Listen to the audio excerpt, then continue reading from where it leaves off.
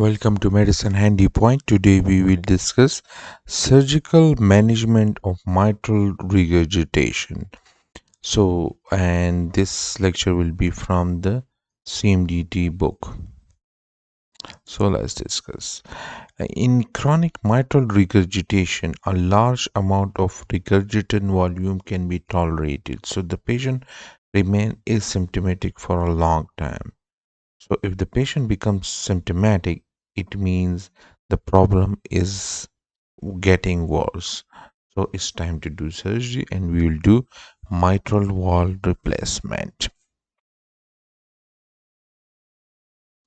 When there is evidence of left ventricular dysfunction, like ejection fraction is decreasing less than 55%, it means it's time to replace the mitral valve.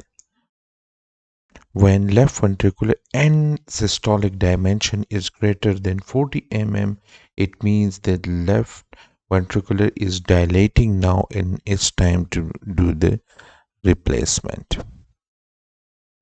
Mitral valve replacement is done even if the above three indications are not met, but there is progressive dilatation of left ventricular on serial echo monitoring, so we should go for the mitral wall replacement. Each of these four are the indication for the mitral wall replacement.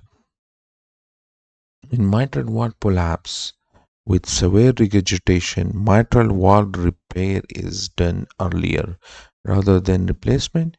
A repair is done as soon as possible.